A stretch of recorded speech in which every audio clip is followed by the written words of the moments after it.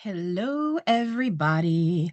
I very well could be the only person here for about an hour, but if you do join me, hey, it's not a thing.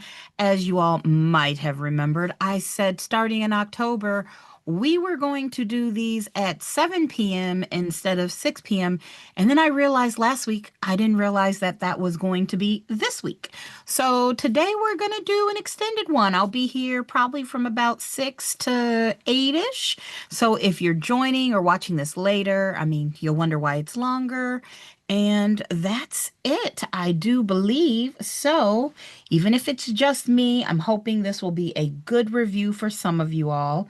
I'm going to pop out my chat here just in case somebody does show up and I need to answer some questions.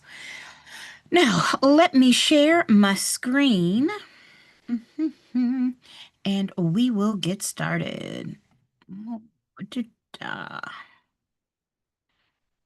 It's always an adventure with this, isn't it? Yeah, but I think we figured it out so that this will work. No? Yes? Hmm, I don't know. Let's see. Is it working? Let's see. There we go. It took a second, but it did pop up. So, do I have everything I need now? I can see my screen. I can see you all, and I can see the chat. So, I'm just going to go ahead and get started. I'll talk through it. And since it's just me, maybe for about an hour, I'm also going to do some math. And if you join me, you join me. If you don't, you know. So, number 17. The owner of Highland Apartments has determined that his vacancy rate is less than 5%. What, if any, action should he take?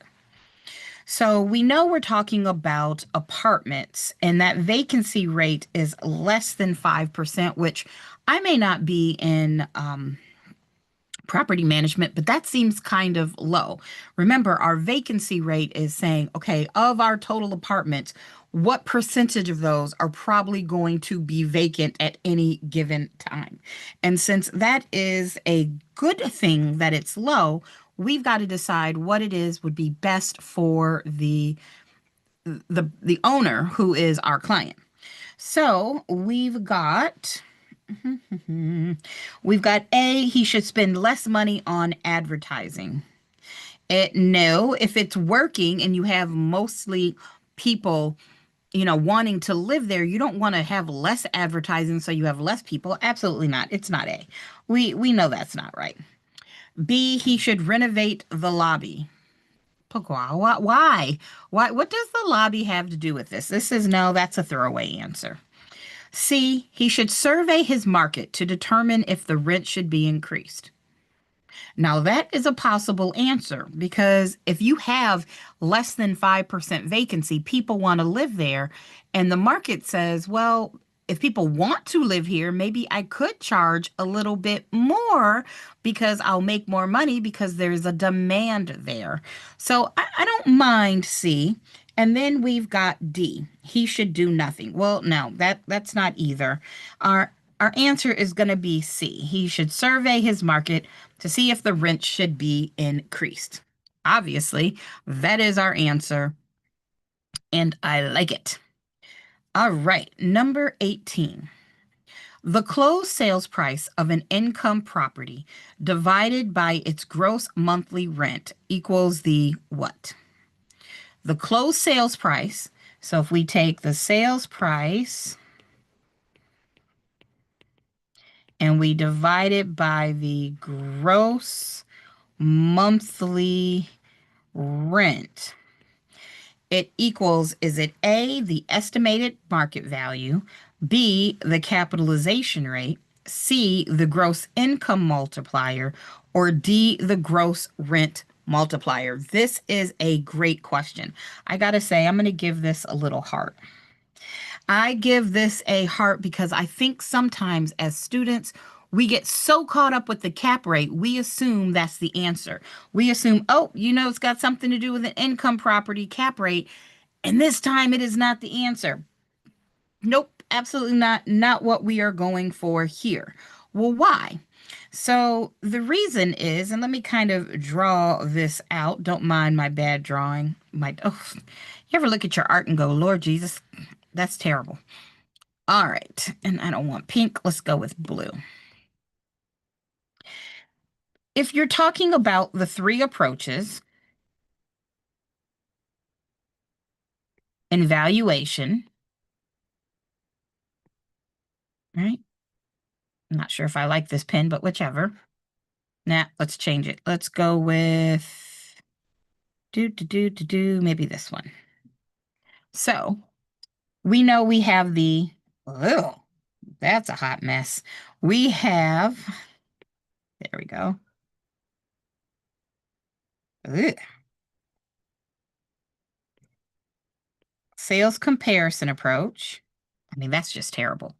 Let's try this one. You got the sales comparison approach. You got the cost approach. That's much better. And then we have the income approach. This is the one we're talking about. Now, if we are dealing with an apartment complex that's large, a large amount of units. If I could spell units right, then that's when we're going to use the NOI. If you take the NOI and divide it by the cap rate, that's how you find value, right? And that's great and all, but what if you have a lesser amount of units? What if you only have 10 units? What if you only have 3 units? Finding your NOI, figuring out what is the vacancy rate, what are the expenses. I mean, that is a lot of work. So if there's less units,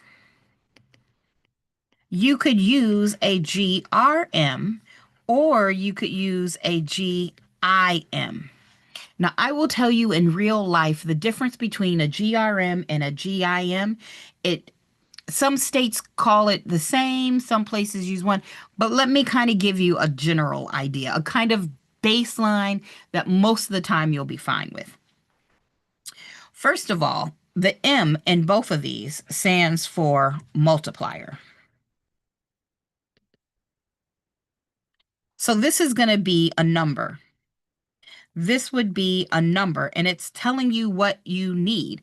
It's either a gross rent multiplier or it's a gross income multiplier. So if you take the gross rent and multiply it by this multiplier, you would get value. So if I'm doing the gross rent multiplier, right? So if I'm doing a gross, let's just change pictures here. Let's just do this. I don't know why I didn't start here to begin with. Boom. Let's say I'm looking for the value of something, and I tell you the GRM is 9. Well, it's a gross rent multiplier. So if our gross rents, let's say I had 4 units and they are at $1,500 a month, our formula is take our GRM, multiply it by the gross rents, and you would get value, right? So our GRM is 9. Multiply it, 1,500 times 4, that'd be what, $6,000? So our value would be 9 times $6,000, and that's going to be $54,000. It's not very high, but who knows? That's how you would find value. Notice I said how much was coming in monthly. And a lot of things I've looked at said, hey, you would use a GRM if it's 1 to 4 units. You're looking at the monthly income if it's 1 to 4 units, because we know this is the definition of residential real estate. But if it's 5 or more units, let's choose a different color for this. Boom. If it's 5 plus units, you're probably going to use a GIM, and that stands for a gross income multiplier. Now, I know not everybody is going to have math on their exam, but this is a great example of why I say, even if you're in California, you need to understand these concepts. If you look here at our actual question, this is not a math question, but it is a question in which you need to understand the math. So this is what we do, right? All right, I'm going to come back here.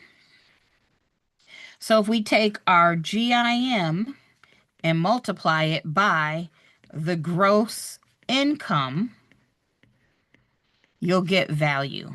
Is that pink hard to read? I don't think so, but we'll go with it. So let's say we have 7 units at, let's do 17 units. 17 units at $1,500 a month. Why not? So that would be 17 times 1,500, which would be 25,500. That's a month. But the key here is with a gross income multiplier, we want annual income. Annual income. So when we do this, if it's 25,500 a month, I'm going to multiply it by 12, and that's going to give me 25,500 times 12. It gives me 306. That's our gross income. If we were trying to find NOI, we'd have to subtract out the vacancies. We'd have to subtract out the expenses. But since this is a GIM, our gross annual income, and actually, our annual income is 306. So I might say with a GIM of 5, I would say 5 times 306 is going to give you 5 times 306. It's going to give you 1,530,000. I mean, which feels about right. You have an apartment complex or whatever this may be, where you're bringing in $300,000 a year. I'm not going to sell that to you for $300,000 or even $600,000. This thing is making money, and the years I don't own it, or years I don't make money off of it. So yeah, it does seem fair. Over 5, 6, 7 years, I've lost that kind of money. So that would be the difference between our GIM and our GRM. Sometimes you use it, sometimes you don't. You might get the math. There's a couple of states that ask you for this math, but everybody, I don't care, even if you're in California, might get this kind of question. It's your non-math type of question. It's like when I was younger, I had a guy that I was dating, but I really wasn't dating him. He was my non-boyfriend boyfriend. This is a non-math class, right? It's not really math, but it's math. He wasn't really my boyfriend, but if you stop and think about everything that we had in a relationship, he was my boyfriend. I.e., he was my boyfriend. I.e., this is math. You can't answer this question if you don't understand the concepts. So that's why the answer is not cap rate. Again, it's not cap rate because just because we see income property. And it's telling us that we're dividing it by our gross monthly rent. So since we see this monthly rent, we know it is D, a gross rent multiplier. So yes, these are all real things. The cap rate, the gross income multiplier, the gross rent multiplier. Depending on your state, you need to know which one, how, but still, understanding the concepts is everything. All right, number 19. An abstract of title provides for which of the following? An abstract of title provides for which of the following? So in a question like this, I like to look at, okay, what's our topic here? And this is where I go in and I kind of mentally, I call it study vomiting when I'm working with y'all, but I kind of go through a mental kind of like database. Okay, well, what do I know about abstract of title? I try to sort of answer the question in my head and then check out the answer. So I know there's the chain of title, which would just be the people, like this person begat this person that had this person, then this person. And I know an abstract of title is going to show all of the things relating to title that somebody could find at the Register of Deeds. So I know in my mind while I'm thinking about this, this is a lot of times they'll ask me, what's the difference between an abstract of title versus the chain of title? And I know the abstract is kind of everything, and the chain of title is just the owners. So let's see if we can find an answer that fits that. It ensures ownership in perpetuity. And nee, that not be it. Mhm. Pays owner for full or partial title loss. Nope. Both of these would be title insurance. Insures against unrecorded documents. Again, this is title insurance. I should read the whole thing. I'm sorry. Insures against unrecorded documents such as unpaid previous property taxes. Again, that's title insurance. So that means our answer should be D, a history of documents and public records that affect title to the property. Yeah, that's it. Our answer is D. I love it. And it's a good review of things about title insurance. Now, it is not true that it ensures ownership in perpetuity. It does, I would say, it assures ownership. I mean, can you even tell that says ownership?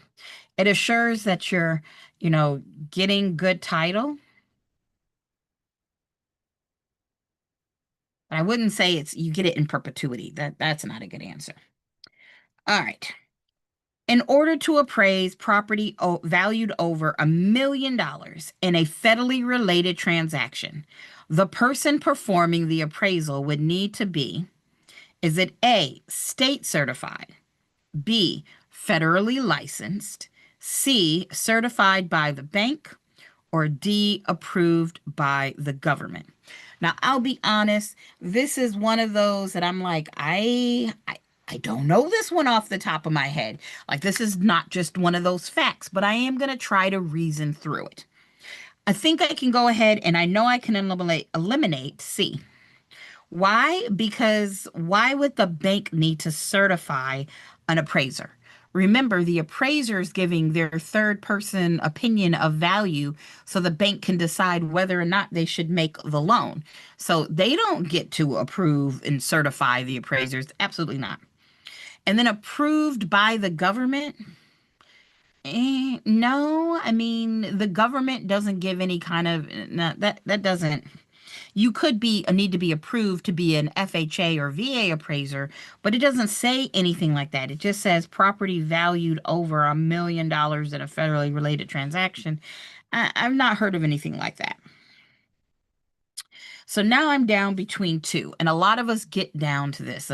Like we can get it down to two, and then we struggle. State certified or federally licensed? State certified or federally licensed? I don't know of a federal real estate appraisal or any type of federal license to appraise property. So I do know that you have FIRREA, which is the Financial Institution Reforms Recovery something, I don't remember what it stands for, but it's basically the act that says, hey, if you are doing appraisals, you need to have a state license. So I'm going to go with state certified. That's how I would eliminate this question because it's one of those random odd questions. And when I go to take my Michigan exam, if something like this comes up, I'll be doing the same thing. Okay, Candace, which of these answers could I eliminate? So let me check just to triple check because I don't know off the top of my head. Let me make sure 20 is the answer. I got to pull it up, pull it up, pull it up. Yep, our answer is A. State certified. We learn something sometimes. We learn it. All right. How may FHA insured and VA guaranteed loans be assumed? All right. How may FHA insured and VA guaranteed loans be assumed? Is it A, on the payment of an assumption fee to the seller? B, with guaranteed agreement of the selling broker? C, under no circumstances? Or D, either freely or on qualification of the buyer, depending on the date of the loan? All right, I got to eliminate one of these, and the one I'm going to eliminate is going to be C. I know VA loans can be assumed. Now, if the person assuming the loan is not a veteran, then the eligibility of that vet will not be released. So that vet is still going to be attached to their name. But I know that that VA loans can be assumed, so C cannot be an answer. All right.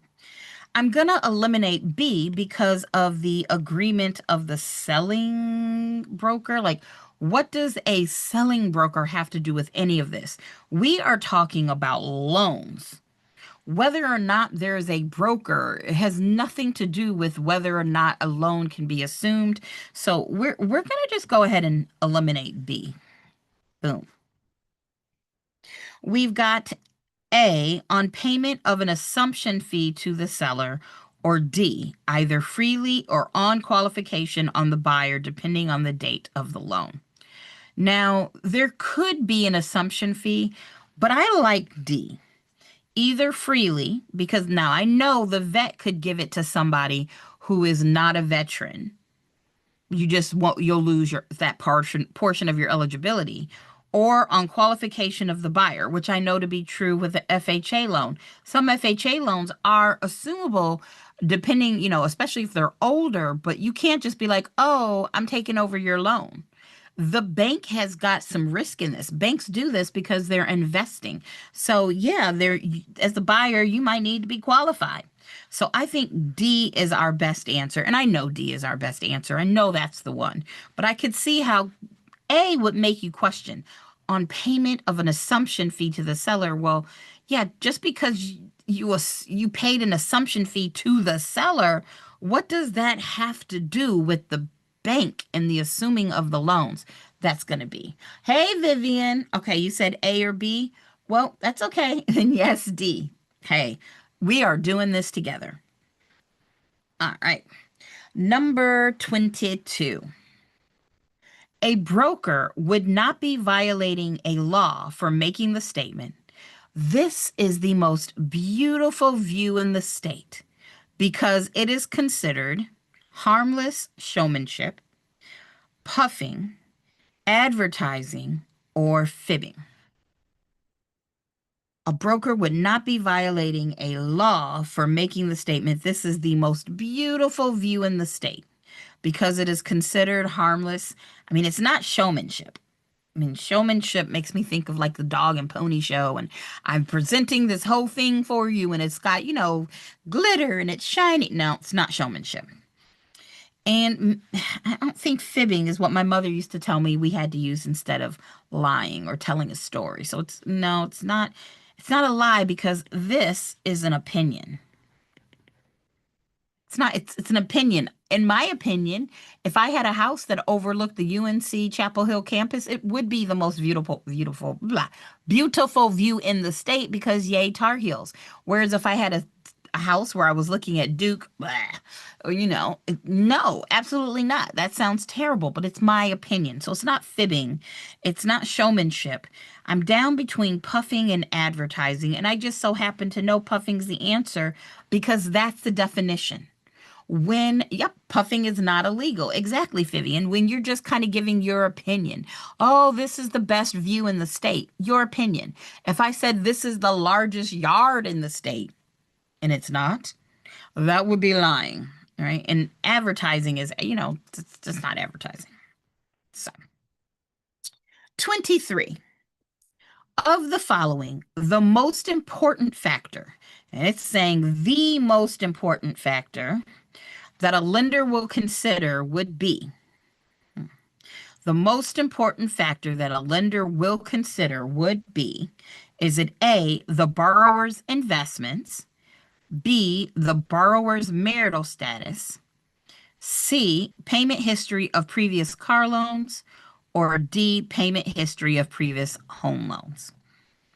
Well, I mean, I think this one y'all could have figured out.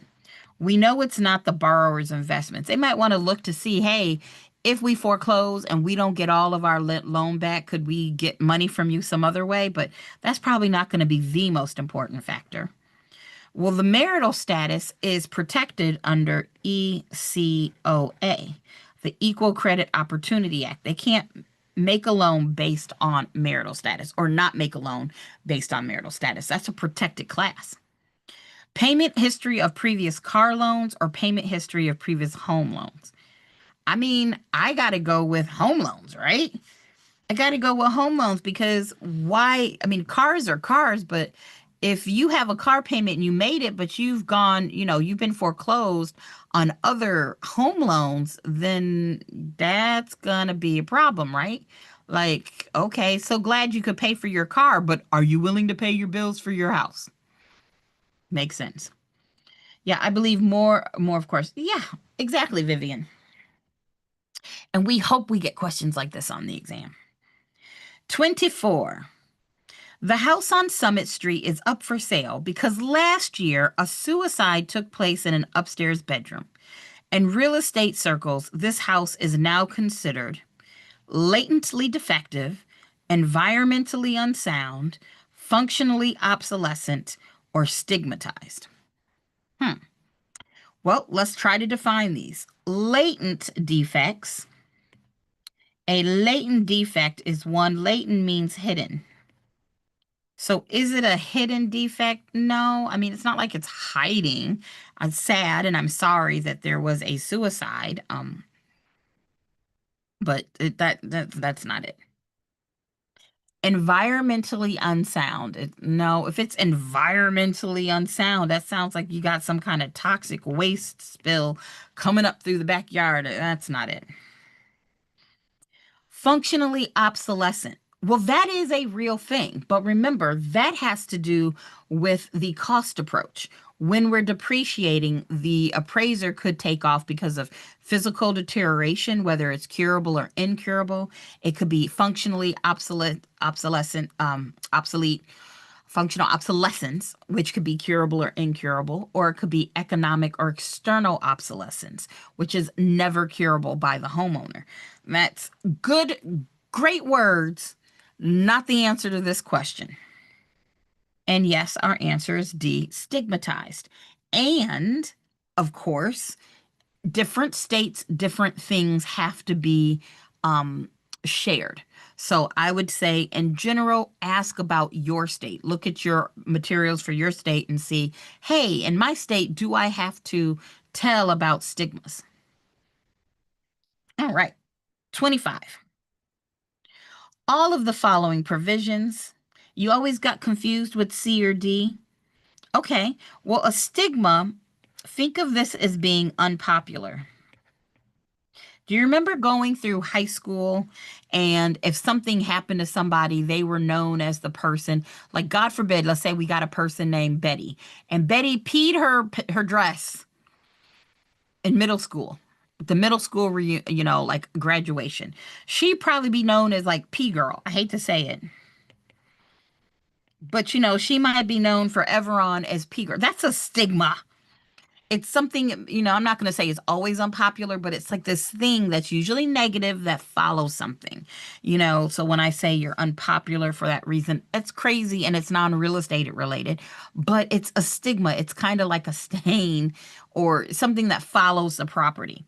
Functional obsolescence is about an actual loss of money because of the use or like the update hasn't been updated or the features are old.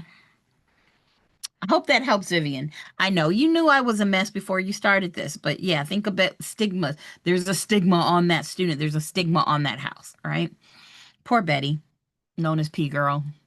That's now forever going to be my example with this. You're welcome. So welcome. P Girl Betty. All right. 25. All of the following provisions will be found in recently enacted residential landlord tenant laws except. All right, we got this except. So all of them will be found. So that means 3 of these are going to be true and 1 is going to be false. So if I go through and mark these true, true, false, false, whatever, I can find the answer. Good, I'm glad. Glad it makes sense. So will be found in recently enacted residential landlord tenant laws. Okay. Statutory procedures for collecting back rent. Well, statutory means it comes from a state statute or law. And I would guess that yes, you would have some type of provision in your state law that talks about how do you get back rent. I'm going to say that's true. Statutory procedures for evicting a tenant. Yeah, I'm going to believe that your laws have rules about how do you evict a tenant. And different states have different processes. Defining a leasehold as a recordable real property belonging to the tenant. Defining a leasehold. Okay, we got leasehold as a recordable real property belonging to the tenant. Well, nope. These 2 words don't go together. Remember, a leasehold is also known as a non-freehold estate. And freehold means ownership. That's the whole point of leasing. You get the right of possession, but you don't own it. So it cannot be C. This is a false statement. And then that landlord must supply a fit and habitable premises. Well, that's true. If you are the landlord, you have to provide a space where people can actually safely live. Right? It's got to be that. So our answer is most definitely C. Good job. All right. How many square feet are in blah, blah, blah, blah, blah. How many square feet are in a half-acre parcel? All right, this is easy math, right? Easy math. We know there are 43,560 square feet. I don't know why there's a T there, but square feet in an acre. And if it's a half acre, I'm going to divide by 2. So 43,560 divided by 2 is going to be 21,780. And our answer is D. This number, the number of square feet in an acre, and the number of feet in a mile, 5,280, right? 5,2 made toes. That is always going to be something that you're going to want to remember, right? 27. A property manager should not consider which of the following when selecting a tenant. So when you see these words, not, except, always, those are like trigger words for me. So, okay, a property manager should not consider which of the following when selecting a tenant. So 3 of these are going to be factors. And 1 is a non-factor, something you wouldn't look at as a property manager. And my guess is anything on this list that has to do with our fair housing. So if it's anything under Fred's Corn, that would be not. So we know F is familial status. The R is for race. The D is for disclosure of material facts. I would just that is the wrong D. F is for familial status, R is for race, D is for disability, whether it's mental or physical. S is for sex. We know that covers gender, sexual orientation. C is color, R is religion, and the N is national origin. Wrong D. So just looking at that, oh, look, there's the gender of the tenant. I'm pretty sure that's our answer. But let's take a look at what they're talking about. The compatibility of the tenant's business with other tenants' businesses. Well, that's something you should look at. We're not talking about residential here. We're talking about commercial. Could you imagine if you were in a strip mall and you opened up a bakery and then your property manager slash owner let another bakery move in next door? How rude. That's not going to work for me. Space requirements of the tenant. Yeah. I mean, you should make sure it's going to work for them. And the tenant's ability to pay. Yep, that property owner is going to want some money, making our answer D. All right, let me grab some water.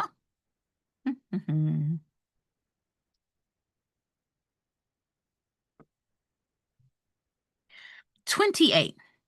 You are a licensed real estate agent. Say that with me. We are speaking it into existence. You are a licensed real estate agent and a realtor. And again, that's only two syllables there, guys. Realtor, meaning you are bound to a higher standard of ethics than a non-realtor. You find a conflict between the National Association of Realtors Code of Ethics and state law. You should what? So there's a conflict between Realtor Code of Ethics and state law. I don't know about you, but I do not look good. I do not look good in prison orange or stripes. So, I mean, it's asking us which one should I pay attention to? The Code of Ethics, and that's going to be a trade organization, or laws. Laws have got to be the answer. I mean, you have to. This is very similar to questions that you get that say, what happens if there is like an HOA restrictive covenant versus zoning ordinances?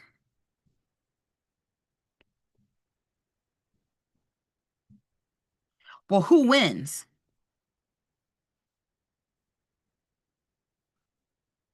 And it's that answer is going to be the most restrictive. So whichever, if you have some place where the HOA restrictive covenant says you can have fences up to, 5 feet, and your zoning ordinances say you can have up to 6 feet, you would go with the more restrictive. But these aren't laws. Your zoning ordinances, your restrictive covenants, those aren't laws. Here we're talking about actual physical laws. The trade organization is not going to get you out of jail. So I'm going to go with the answer that says I'm going to follow the law. Follow the code of ethics so as to not be charged with an ethics violation. Ethics violation, going to jail. I'm going to take ethics violation. I mean, not that I would do either, but yeah, no. Not going to go with A. Ignore the state law because it is unethical. No. C, follow the state law even though it is unethical. Contact the National Association of Realtors and inform them they must change the code of ethics because part of it is illegal in your state.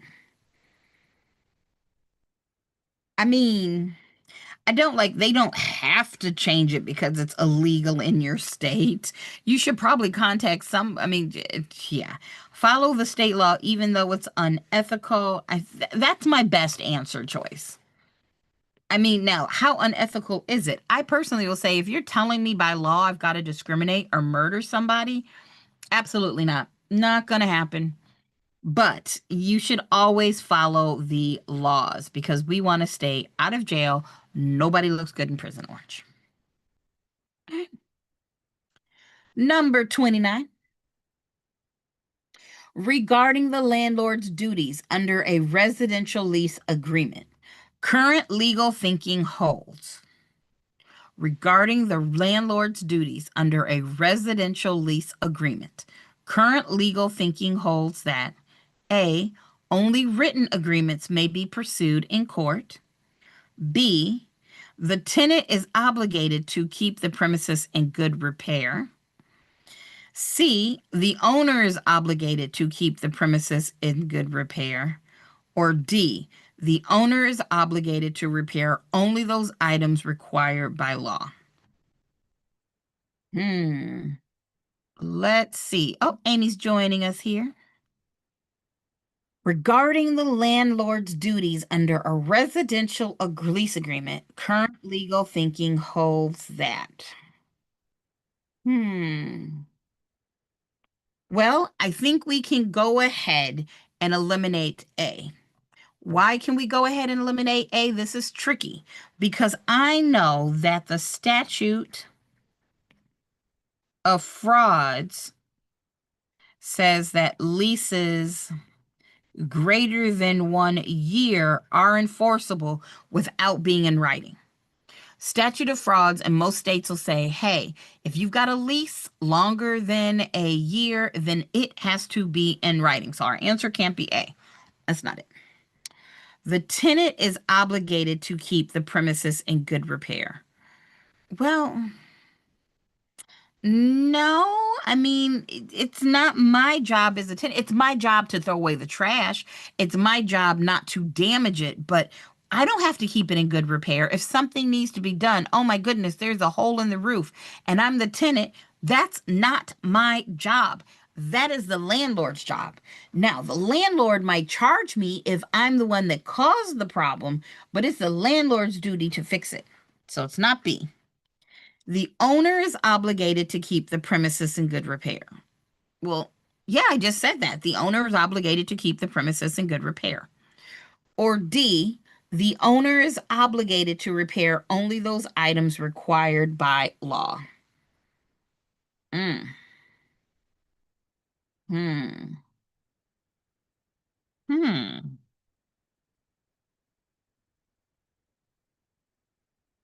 You know,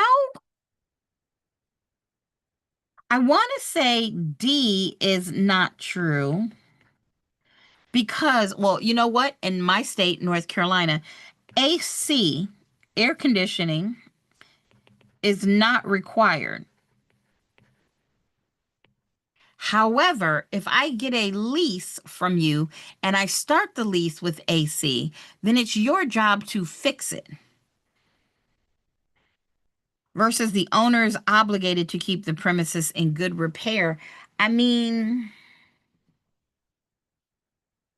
ooh, I think this goes down to a bad question. What do you all think? Anybody? C or D? I mean, only it says only those items required by law, but under a lease agreement, but the owner's obligated to keep the premises in good repair. Yeah, I would. Ew, I don't like this one. Anybody? You're in North Carolina, so that's good to know. Yep, Vivian, in North Carolina, AC is not required. So in North Carolina, the landlord has to supply heat, and there's some numbers like if it's going to be colder than XYZ, but landlords aren't required to provide AC. You can rent all day. They're not required to give you a fridge or a stove, but if those things break, they do have to fix them. Uh, the owner is obligated to keep the premises in good repair. I mean, I want to go with E, which would be a combination, is obligated to repair items required by law and those included on the lease. I go with answer E. I feel like it's between C or D. You know what? I would.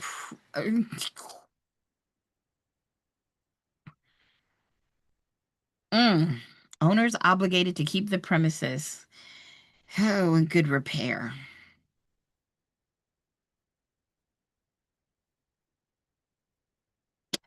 I'm gonna say, oh, this one's hard. I'm gonna say E. Owners obligated to keep the premises in good repair. Owners obligated to repair only those items required by law. I think C is the better answer, but I wonder if they're going with D because let's say you have no, but if it came with it, it's just, we're talking about laws, and I'm adding something to. I'm gonna have to go by D. I'm gonna have to go with D because they're talking about the laws. I mean, I could definitely see being in a state where that would be true. You do have to repair those things required by law, and then to keep the. Oh, I don't know. This is what we call a yuck question. So let's see on what it is. Amy, you said C. Yeah, Amy, let me see what they say the answer is. This is terrible. All right, this is number 29. They said the answer is D, but let's read what it says. Current thinking with regard to a owner's obligations under a residential rental contract holds that the owner is obligated to to repair only those items required by law. Maybe they're saying required by law includes anything that was in the lease. That's the only way that I see that making sense. I got nothing on that one. Yep. Maybe the law says, hey, if it's in the lease, it needs to be required. Weird. That's a weird one. All right, number 30. Depreciation is classified as curable if it can be A, lived with, B, recovered, C, deducted on an income tax return, excuse me, and D, fixed economically. Okay, can it be curable if it's lived with? Well, no, if you're living with it, you didn't cure it, so that can't be the word curable. It's not cured. Yeah, yeah, no. Recovered? Well, recovery makes me think, oh, you're getting back money, so I don't, nah. Deducted on an income tax return. Oh, no, no. Fixed economically. Well, yeah, that makes sense to me. Because let's say you have a house and it was built in the 1920s. If it's depreciation, and let's say it's physical depreciation, the roof is messed up, the wall is crumbling down, the front porch is missing, it's got rats in it and snakes, and that's a snake, by the way. I mean, can you fix it? Yes. But at some point, the cost to fixing is going to be more expensive than the house itself. So, yeah, it's curable if you can fix it and it's within reason. I wish I had this picture easy for you all to see, but I use in class a picture of this house that is just looking a hot mess. Like it would be just easier to tear it down and start from the beginning than to try to salvage it. And when it is financially feasible to solve, like to fix it, and that's when it's going to be curable. It could be fixed, but at some point you're putting good money in after bad money. Hopefully, y'all have heard that saying before, and that's what that means. All right. Number 31. Now, I know not everybody was here when I started at 6. This is going to be an extra long review today. Just as a reminder, in October, I'm going to start doing Wednesdays at 7 p.m. Eastern, which is 4 p.m. Pacific. And I said that was going to start in October, but last week when I was doing this class, I didn't remind y'all that today was the first day of October. So I did say in October it'd be at 7. So I started at 6 today, and we'll see what happens if anybody shows up at 7 thinking it was the 7 o'clock time. And then after today, Wednesdays will be at 7 p.m. and Fridays will still say 7 p.m. Eastern, 4 p.m. Pacific, and Fridays will still stay at 3 p.m. Eastern, and that's noon Pacific. Just so you know. All right. The right that a power company acquires in order to lay a service line across a customer's property is called. Ooh, this is a good one. The right, it's a right that a power company acquires in order to lay a service line across a customer's property. Is it an easement in gross, a license, a condemnation, or a restrictive covenant? Well, I like easement in gross because I do know that there's easements for utilities, and those could be easement in gross. Specifically, it would be a commercial easement in gross. And I like that answer, but I still want to go through and check and make sure it's not the other ones. It's not a license because licenses end in some states, they don't travel to the next owner, things like that. So, yeah, it's not a license. Condemnation is the act of eminent domain. And we know that's when the government is taking your property. This is just giving somebody, a power company, utility company, the right to use it and cross it.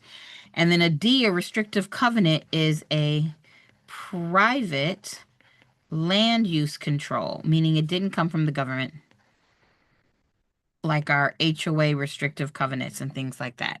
And that doesn't sound like it either. Making our answer yes, A, an easement in gross, a commercial easement in gross. And remember, an easement in gross could either be commercial or it could be personal. If I give Amy the right to cross my land so she can fish or whatever, and it's going to be for Amy's lifetime and she can't sell it, and if I sell the property, the new owner has to acknowledge it. That's an easement in gross. A license would be if I said, hey, Amy, you have the right to fish on my land for the next 2 years, but after 2 years, your time and ability to do this is going to be, it's over. So Vivian, you asked, yes. So Wednesday at 7 and Fridays at 3 p.m. Yes. Both of the times you just quoted are, yes, Eastern. Exactly. Wednesdays at 7. Just because I know people get off work a little bit later. So I want to try that one. All right. Ready to keep on going? So if somebody's going to show up at 7, they might just do that soon.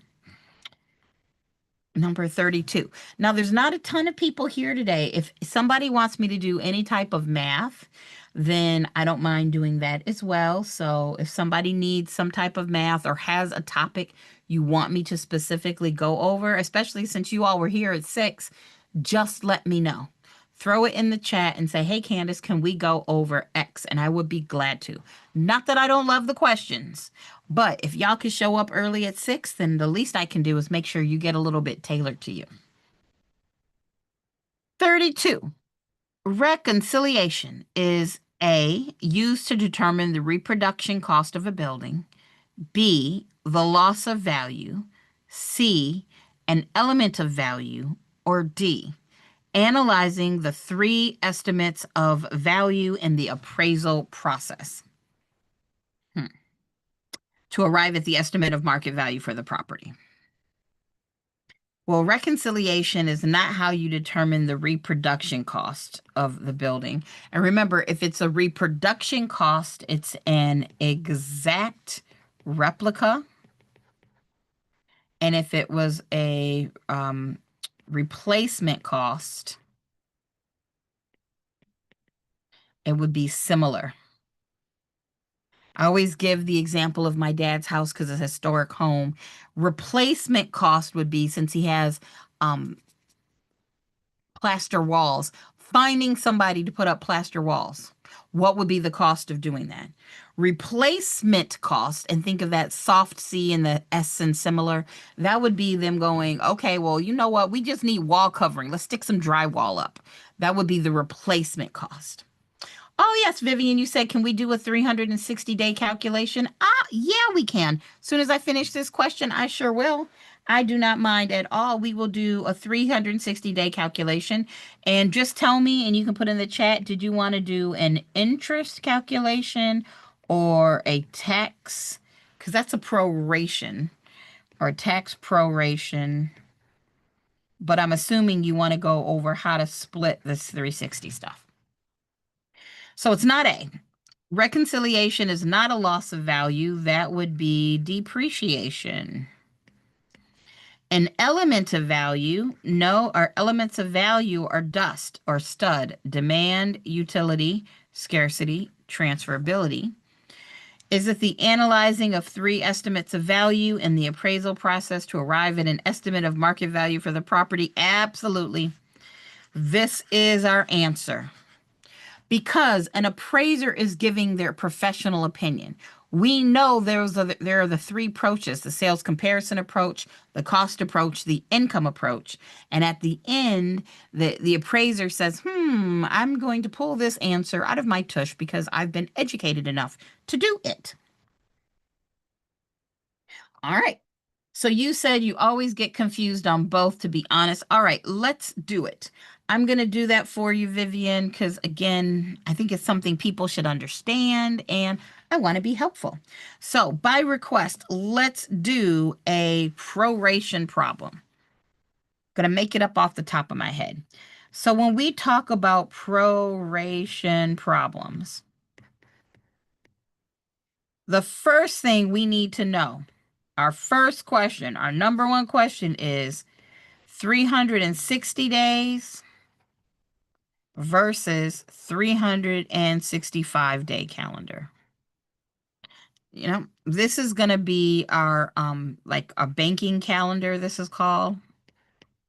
Now, Vivian, you mentioned you are in North Carolina, and I know for many years, almost 2 decades of teaching pre-licensing in North Carolina, we used to always do 360. And then a couple years ago, they were like, ha ha ha, on your pre-license exam, it might be 365. So I'm going to go over both of them. Hey, Caroline, you thought it was earlier today? You are correct, Caroline. I said in October, we're going to start at 7, but when I left you all last week, I didn't realize that this week is the 1st of October. So I started at 6 in case anybody stayed, and then I'm just going to do an extra long review today. So you're good. You are perfectly good. I was going to stay longer. Come on in. I'm good. It's fine. So if it's 360 days, then that means you're going to assume all months have 30 days, even February. But if it's a 365-day calendar, you have to actually know. So, January has 31 days, and February has 28 days, and March has 31 days, and April has 30 days, May has 31 days, June has 30 days, July, we got a lot of J names, has 31 days, and so does August. September, as you know, has 30. November. Did I do that right? Oh, I'm like September. I missed something. That's because, Candace, there's a month in between. Bless my heart. September is 30. Doop. How about the month we're in totally? 31 days. October.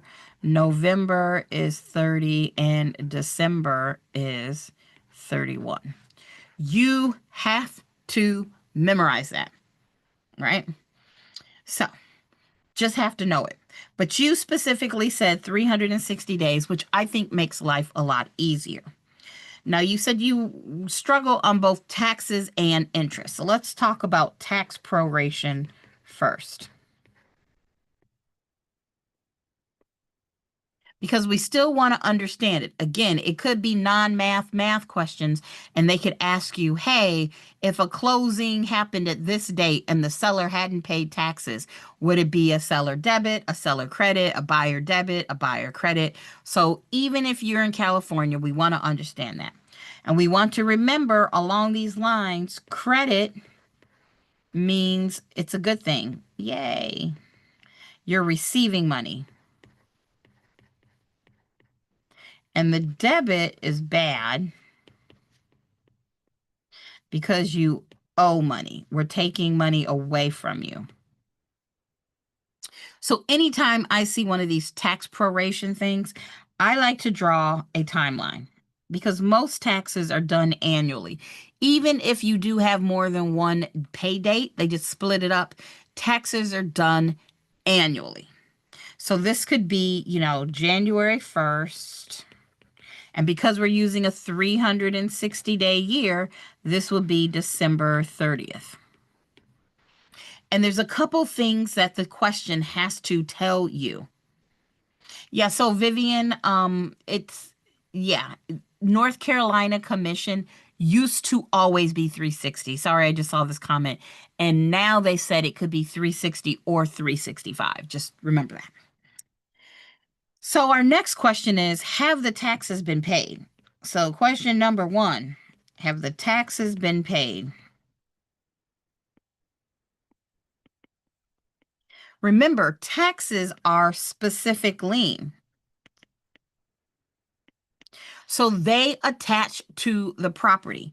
So let's say that I have a closing on September 19th. And let's say the seller paid for the whole year. And let's say our tax bill was $5,200 for the year. It's September 19th. This seller has already prepaid for the entire year. Doesn't seem fair to me, because what if you're the seller and I'm the buyer?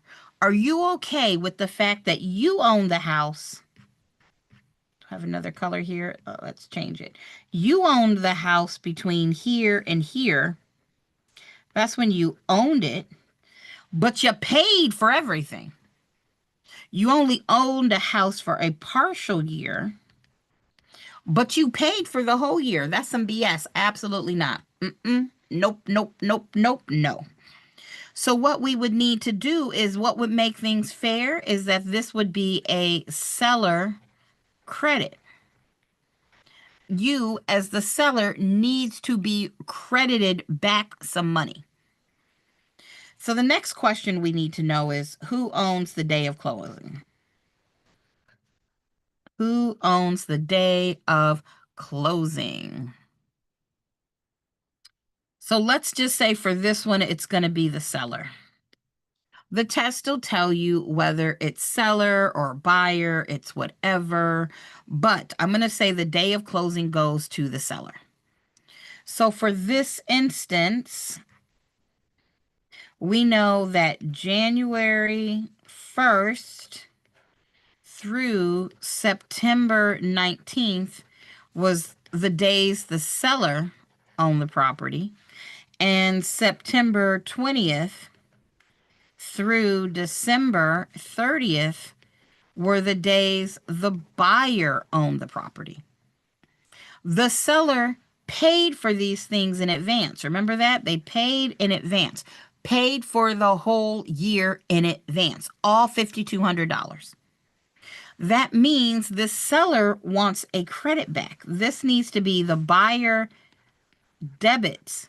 The buyer needs to pay this, and the seller needs to receive it, which is going to be a credit. We've got to figure out how many days it is between September 20th through the 30th. And remember, I said the day of closing goes to the seller. So that's why I said the 20th. The closing was the 19th.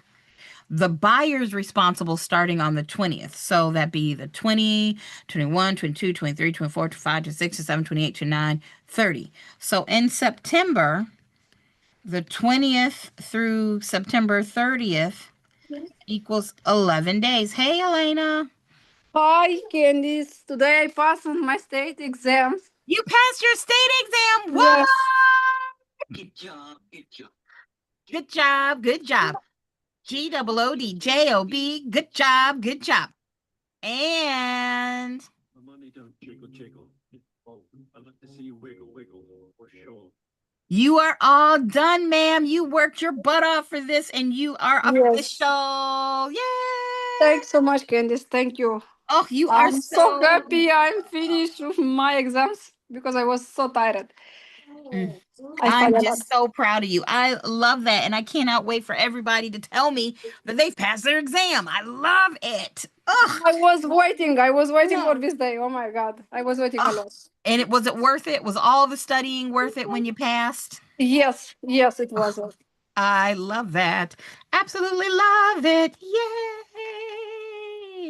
Oh, Elena, nobody thought that you weren't going to do it. So, I mean, we are proud of you, but we all knew you were ready. I love it. I love it. Yay. But Candy, I'm working. May I join you like more? Yeah, you are more, you can always join me. You're always welcome. And even as a new agent, you can come in here and ask me questions. I would just say keep those questions more towards the end. But yeah, even as a new agent, if you have questions about being a new agent, I would be glad to answer those too. So, Thanks so much, Candy. of Thank you. course. Oh, Thank yes. you And for your everybody time. online is telling you congratulations as well. Yay. Thank you so much. Thank you. Thank you for your help, for your Oh. hard work, and for Oh, the support. you look, girl, you worked for this. You worked for this. So I love it for you. All right. Oh, yay. And I know you'll be back. So, yay. I'm just so proud. Yeah, and I want to say something to all students. We don't give up. You need to work hard and don't give up. Never. Oh, I love it. She said, work hard and don't give up. Yeah, guys. It's true. Look, if I can do this, y'all can do this because I am not the sharpest tool in the shed sometimes. So, you got this. Yay.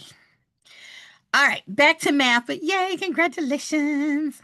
So we got 11 days for September because remember, I said the day of closing belonged to the seller. So if closing's on the 19th, the buyer starts on the 20th, 21, 22. That's 11 days.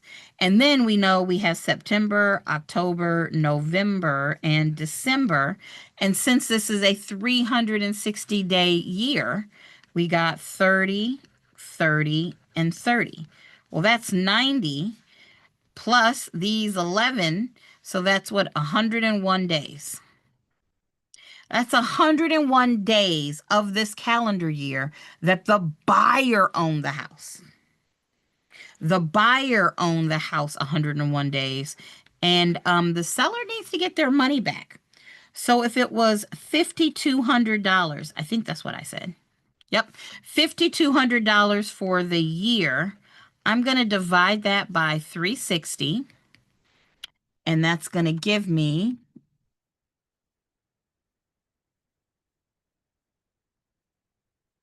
$1,444 a day.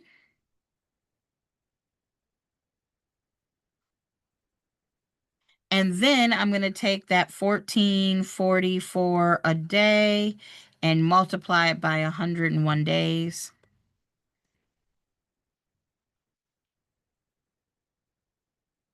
And that's going to be 14.44 times 101 equals, there should be a $1,458.44 debit from the buyer and a $1,458.44 credit to the seller.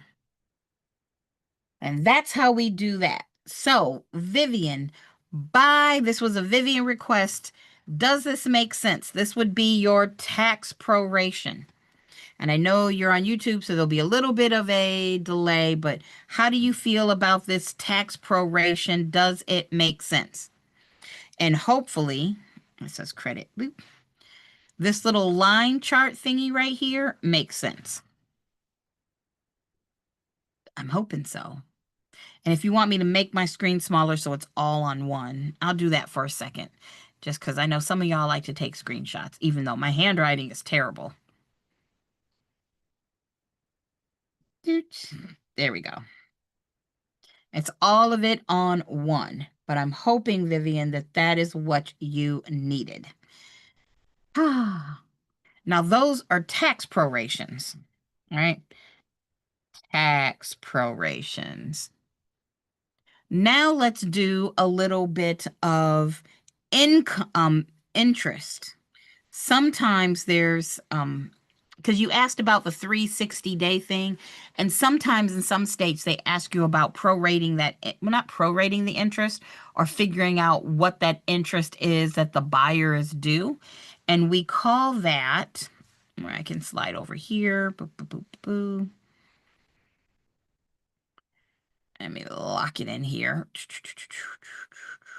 There we go. Lock it. So we call this interim interest. Now, even if you are, again, in a state where you don't have to do math, so important. Oh, good. I'm glad it makes sense, Vivian. So important for you all to understand this. Why? Because bankers will say, bankers or brokers, they'll say, hey, you get your first month, you know, free. That's not true. That, I mean, you don't owe anything right away, but you don't actually get it free. And let's talk about why. Let's say this is August, and let's say this is September. Let's say this is October, and this is November.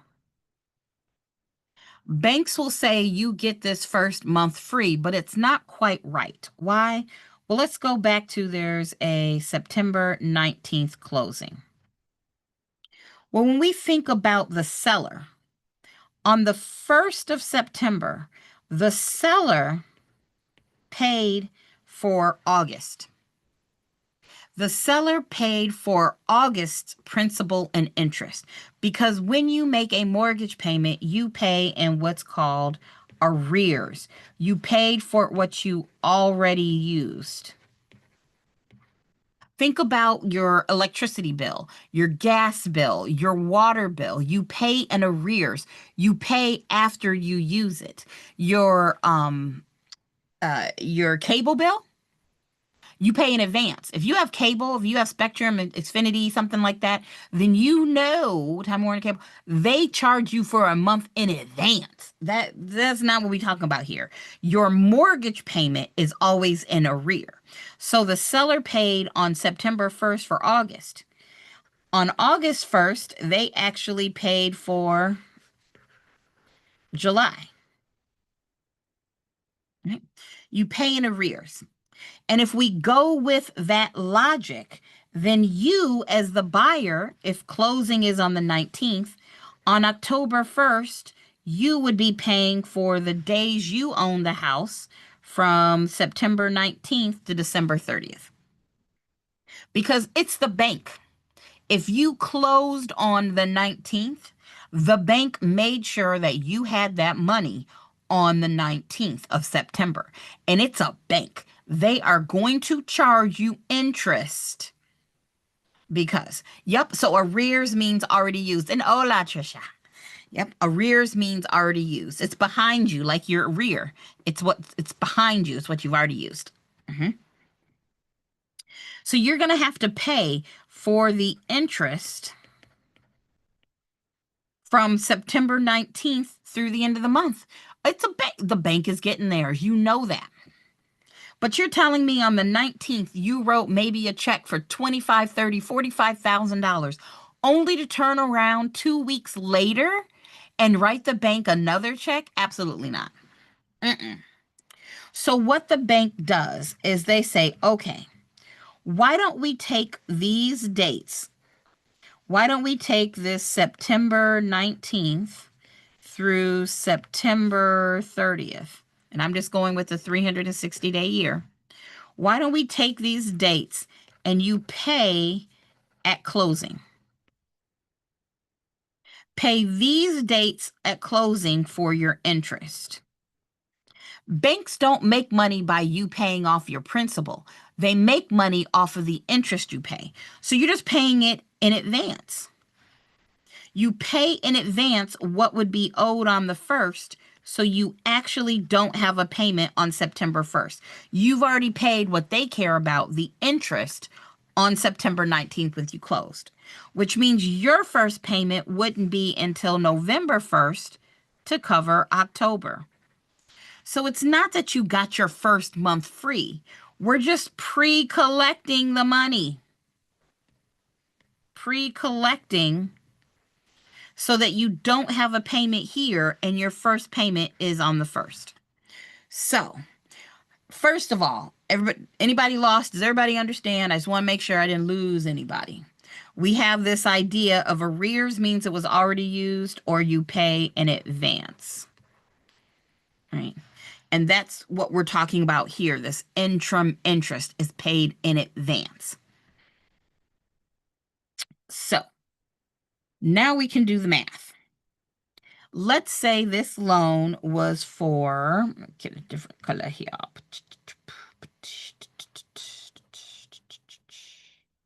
Let's do green.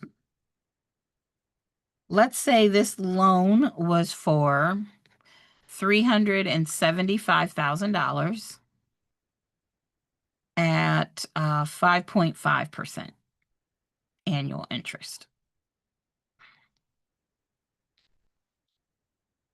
Well, what would I do? Oh, good. I'm glad it makes sense, Vivian. So what am I going to do? And all right, 5.5% is annual. I mean, I just wrote that, so I don't need to write it again. It's annual interest. If you borrowed $375,000 for 1 year, you would owe them 5.5%. So I'm going to take the 375, that's our loan balance, multiply it by 5.5%, that's our rate of annual interest.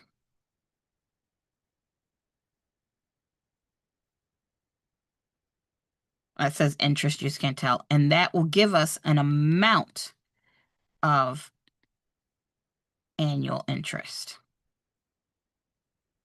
All right. So you got the loan balance times the rate is going to give us an amount of annual interest.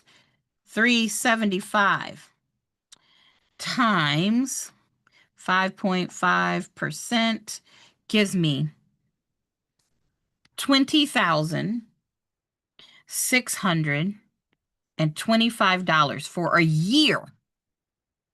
If you borrow this money for a year, you would owe $20,625, but it hasn't been a year.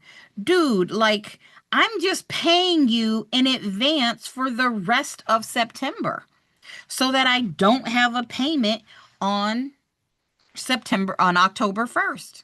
I'm not paying you $20,000 14 days later or less than 14 days. Like a layaway pay before used, kind of. Yeah, you're paying so that you can just have, they don't want to put more financial stress on you. Because if you closed on the 19th, you had to pay for your points. You had to pay for title fees. You had to pay for recording of your deed. You had to pay for inspections. You had to pay all these things. And so they're like, look, if you're already writing us a huge check, why not just give us some more money so that you don't have to turn around and pay us again in October? We won't come looking for money from you until November 1st to cover October.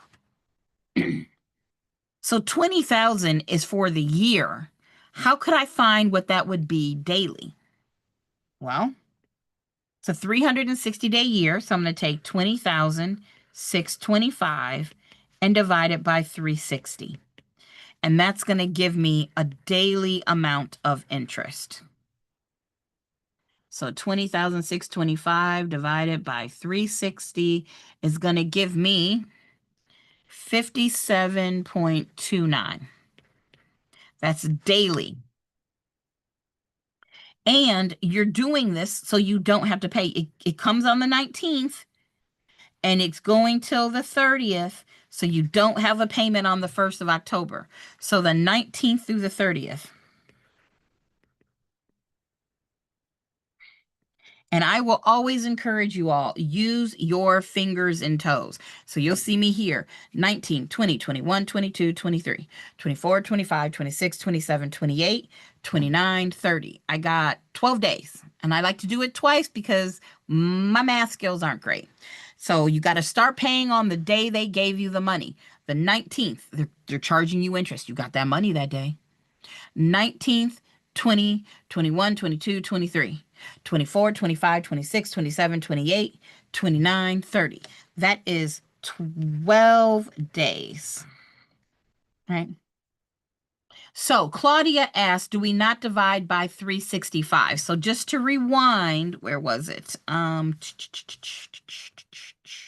Whenever we're doing any of these proration type problems, our first question is, are we using 360 days or are we using 365? I just so happen to choose 360. But the test problem should tell you use 360 or use 365. Some states say we always use one or the other. A lot of states say, oh, use 360, a banking calendar, or use an actual calendar 365, and you have to know there's 28. So I chose 360, but I can't promise, Claudia, that yours will be 360 on the test. So, where am I? Boop, there we are. Here we are. So it's 12 days times 57.29. So 57.29 times 12 days equals an additional $687.48. And this is going to be what we call interim interest, and it's a debit to the buyer because they're paying this almost $690 at closing so that there's no payment here. Their first payment would be there. Whew. That was a lot. So, yay, nay, Vivian, especially looking for you. How do you feel? Let me make this small so you can get a shot of it all on one page. There you go. Are we feeling okay with this? And more importantly, when a client comes to you and says, oh, my bank is giving me the first month free, don't let them lie to you. You said, hopefully you won't forget, Trisha. I know you won't. Just keep practicing. And if you need me to do another one of these, I will. It's fine. Just practice, practice, practice. So, yay. Now, I had done those math questions because I asked, for those people who are just getting here and you didn't know I usually was doing this at 6 p.m. And then last week I said, hey, in October, I'll start doing it at 7. Not realizing that today was the 1st of October. So I started at 6 today and I'm going to go to 8 so that anybody who showed up at 6, you didn't miss out. And for my people that came at 7, you all aren't missing out. I don't mind. I like doing this with you all. So all that is to say, Vivian, was that good? You asked for the proration, the 360 day. Is there any other math I need to go over? Or we can roll back to the questions. Doesn't matter to me. I like it either way.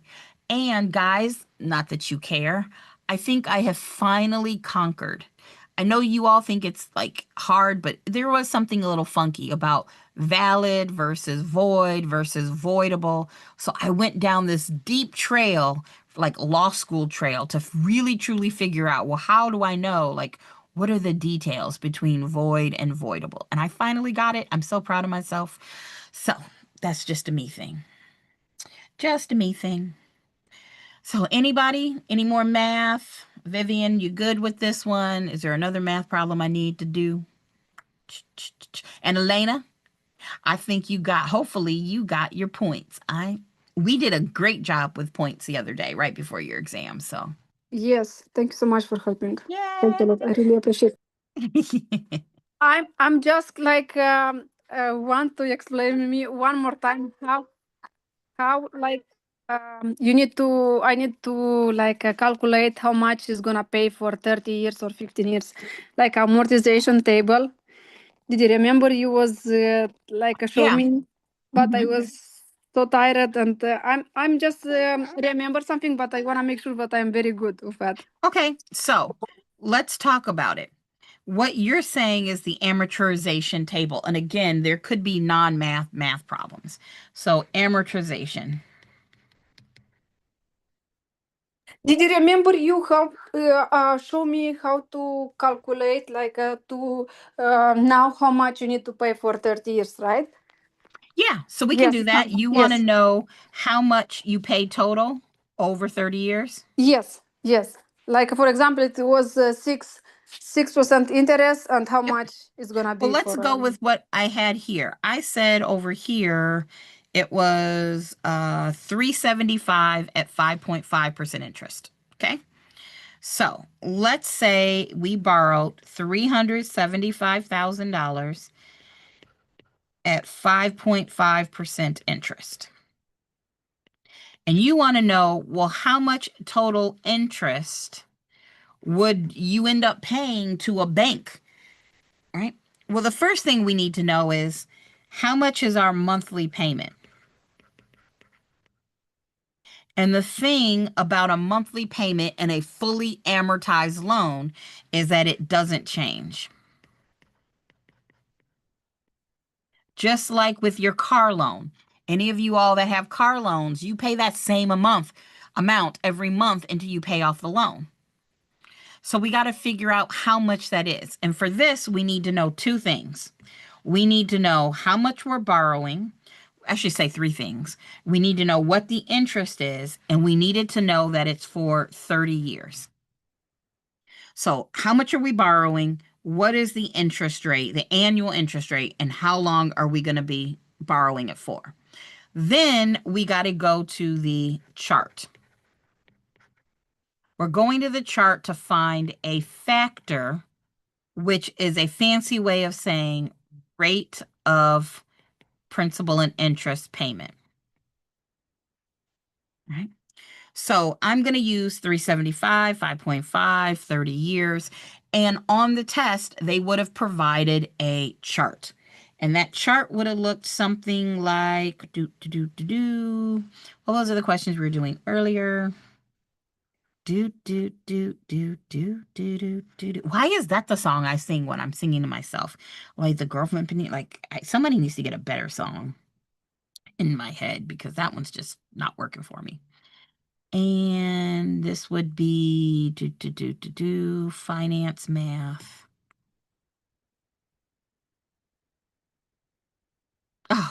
Oh, don't worry about it, Elena. I understand. You have 3 kids and this is confusing. So I'm not worried and I don't mind going over this at all. So let's clear this thing. This is an amortization chart. And I said that we were going for 30 years. So we need this chart all the way down. And 5.5% interest. So this is the number we get to. And just in case you're wondering, up here it says the rate. So I needed the rate, 5.5. I needed the 30 years here. And that gives me 5.67789. 5.67789. 56789, but 2 sevens. 56789, but 2 sevens. All right, I can remember that. It was 56779. This is our rate of P&I payment, or the fancy word here is factor. Don't get all confused. It the same way dozen is the fancy word for 12. It's just the formal name for it. Sure. Like it's a factor. And what it means is for every $1,000 borrowed, your monthly payment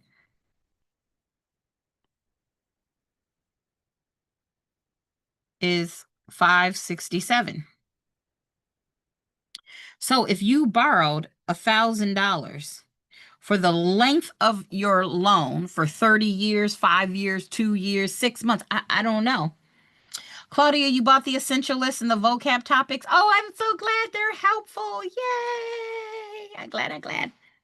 So if you borrowed $1,000 and you would end up paying monthly $5.67. If you borrow $2,000, you're paying $5.67 2 times, which is going to be 5.67 times 2, $11.34 a month. If you borrow $5,000, you're paying 567, 567, 567, 567, 567. For every 1,000 you borrow, you have a monthly payment of $5.67. So we're paying $5.67 times 5. 5.67 times 5. That would be a monthly payment of $28.35. Well, let's say this was a car. If this was a car, maybe you borrow $45,000 for this car, right? If you were going to take 30 years to pay off this car, which I mean, is the car even worth anything after year 20? But okay, if you were borrowing this money for 30 years to pay for a car, you would literally be paying $5.67 for the number of thousands in this loan. So I'm going to take 45,000 and divide by 1,000, and that's going to give me 45. So I'm paying 567 45 times. So that's going to give me $255 a month. Now that might seem a little weird because I said you were getting a car payment. But let's think about this. This was for 30 years. 30 years. What if I had said, oh, we're borrowing this money for 10 years? Just going to go with 10 years. Look at this chart. And I'm going with 10 because that's the smallest amount of years I had. If we were borrowing that money for 10 years, the magic number here is $10.85263. 10.85263. That's our factor. You're paying $10.85 for every 1,000 you borrow. And that's 10. So let's say, I'm just going to take a wild guess. If that's 10 years, let's pretend that if you borrowed it for 5 years. Oh, we can ask Uncle Ray. I hadn't called Uncle Ray yet for today's call. Let's ask.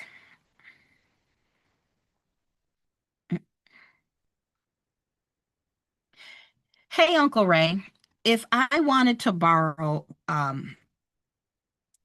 $45,000 for 5 years at 5.5%, what would be the amortization factor? How much would I pay per 1,000 borrowed?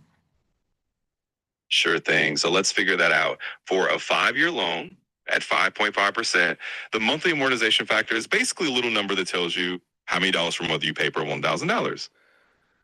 Now, just to give you a ballpark, at around 5.5% over 5 years, the amortization factor is roughly going to be in the range of about $19 per 1,000 per month. So if you take that and multiply it by 45, since you're borrowing 45,000, and we're talking per 1,000, you're looking at something around $855 a month. But the quick answer is your amortization factor is about $19 per $1,000 borrowed per month at that rate and term. So that's your little rule of thumb.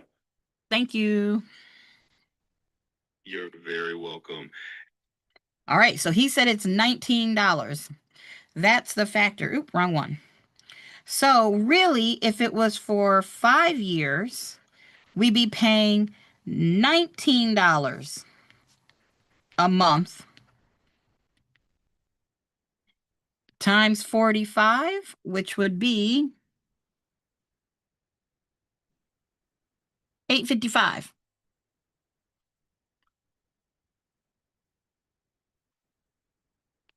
I mean, 5.5% sounds a little high to me, but you know, cars are a little different. But yeah, that's why car payments are so expensive. You would pay $855 a month for 5 years. So, kind of going and relating to this, what Elena asked is, well, if you pay $855 a month, 12 times a year for 5 years,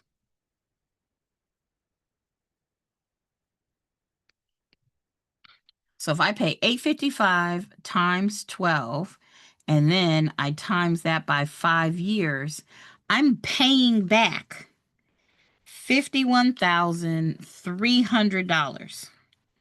That's my total payback.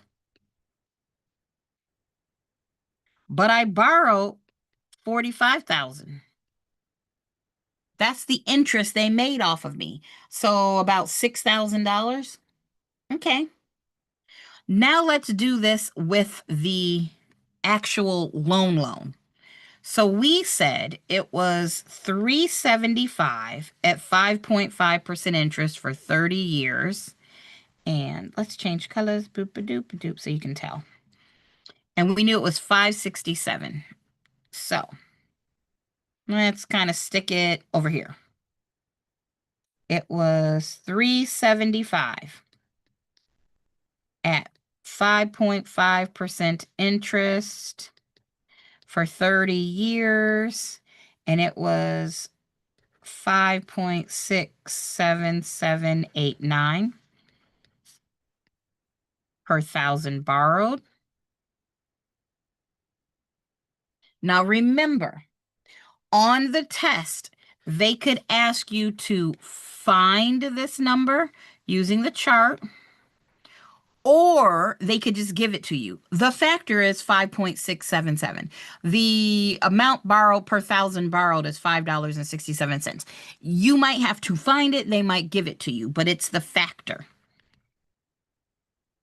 So I'm going to take $375,000 divided by 1,000.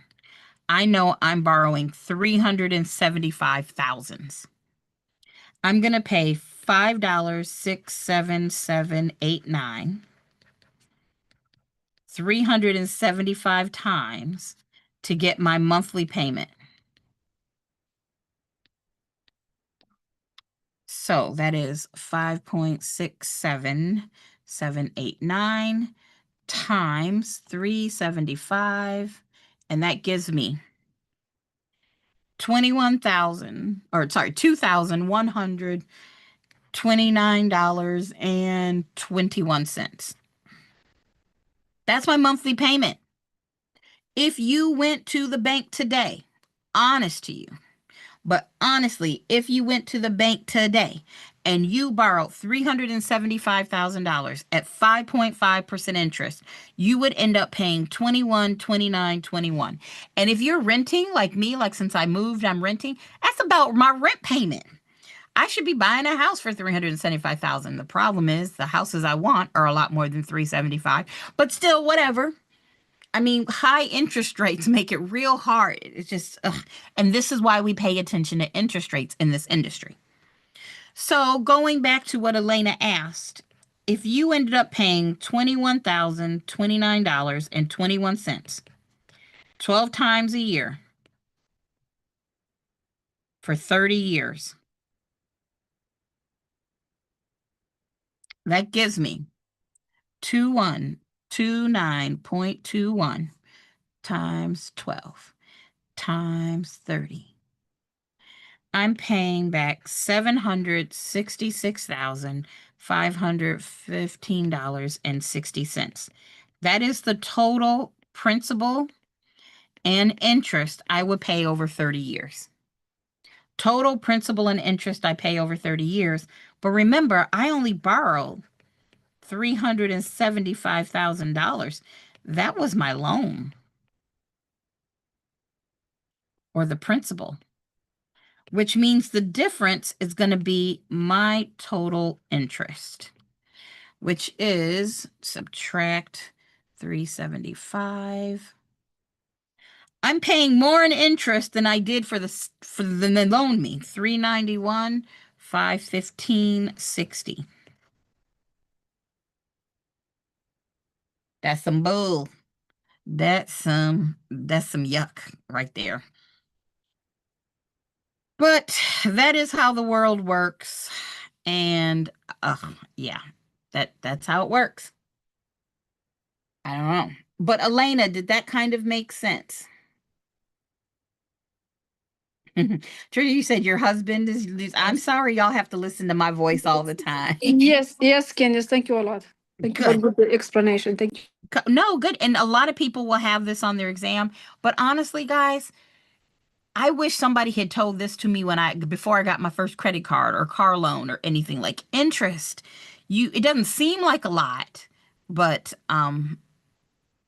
good God. And this is why the people own banks are rich. Jesus. All right, let's do a couple more questions for those people that weren't here when I started at 6, just because I like to do questions with y'all. Start with number 33. Which of the following sources provides most money for the borrower for residential property purchases? Which of the following sources provides the most money to the borrower for residential property purchases? Is it A, credit unions, B, mortgage companies, C, the Government National Mortgage Association, Ginnie Mae, or D, the Federal Housing Authority, FHA? I think it's Candice, it's credit unions. Because what? Because like credit unions like borrowing the money, and the rest like Federal Housing Authority, it's like for insurance. Okay. Insure the loans, like don't give money. Well, when they're saying they're not, I don't think they mean mortgage companies like as brokers. I think they mean like banks. Like just any kind of bank that loans out money would be a mortgage company versus saying mortgage brokers. I think that's what you mean. All right. So I'm going to say there's more credit unions. I mean, there's less credit unions than mortgage companies. So if they mean this, like banks, that would be the better answer. Because we know Ginnie Mae doesn't make loans. She buys them. And same thing with FHA. They don't make loans. Just So it be can't be insure this or this. the loans, the lenders. Yeah.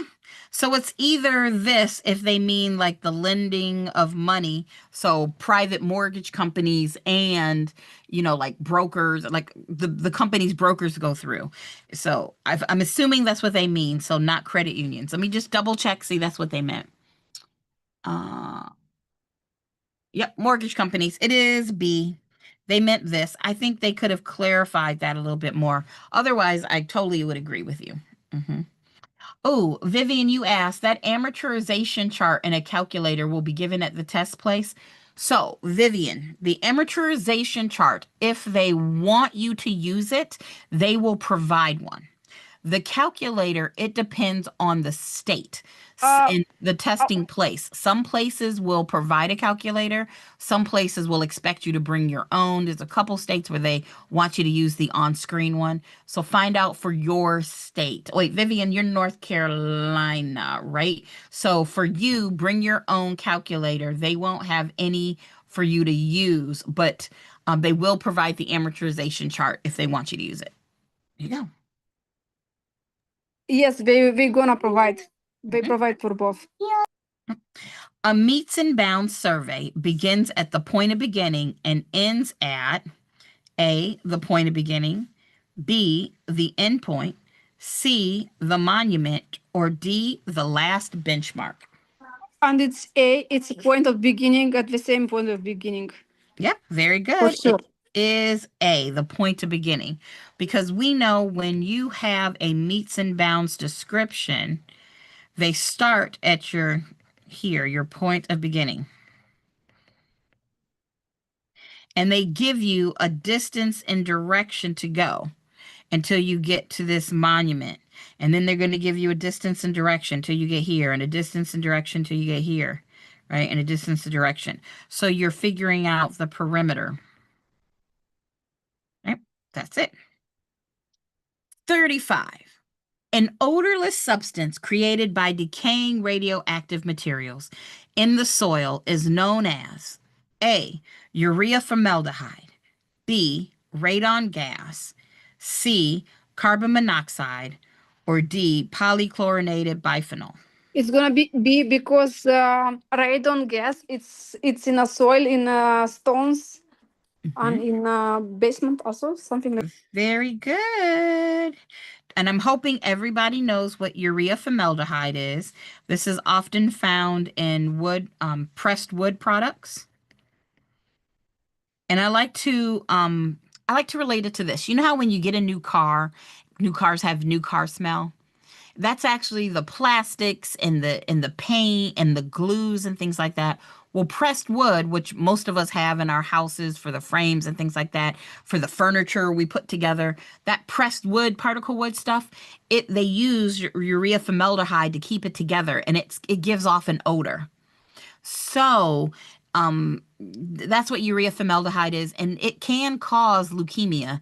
So it's not good. Just air out your house. But that's not the answer, of course. Carbon monoxide, is not the answer. But if you have gas coming into your home, whether it's heat or stoves, remember that's not good for it. Then the heater, right? Or if you put your car in the garage, that carbon monoxide, you don't want to breathe that in. And I don't know what polychlorinated biphenyl is. I guess I got nothing. I don't have any clue. I feel like I should. Let's ask Uncle Ray what it is, because I don't know. Is this something I was supposed to know and nobody told me? Let's see. Uncle Ray is the best. Y'all get you some Uncle Ray. He's $20 a month, but he helps out a lot. Let's see. Hey, Uncle Ray, what is polychlorinated biphenyl? And biphenyl is spelled Biphenyl. Absolutely. So polychlorinated biphenyls, or PCBs for short, are basically a group of man-made organic chemicals. They were used in all sorts of industrial and commercial applications for a long time. Think things like coolants, insulating fluids and transformers, capacitors, and even things like fluorescent light ballasts. They were popular because they're super stable compounds. They don't break down easily, which was great for industry, but not so great for the environment. The downside is, because they're so stable, they hang around the environment for a really long time, and they can build up in animal and human tissue. Eventually, people figured out that PCBs can cause health problems, including some cancers and other nasty effects, so they were banned in the US in the late 1970s. So in a nutshell, a polychlorinated biphenyl is just a kind of chemical compound made of carbon, hydrogen, and chlorine atoms, but now mostly something we're cleaning up from the past.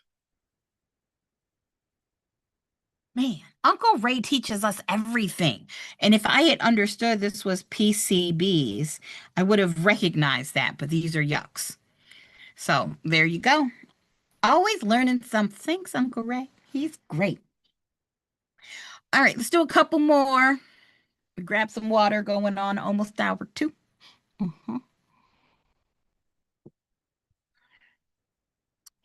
36. A zoning commission may grant a variance to property use when which of the following exists. So we're talking about a variance.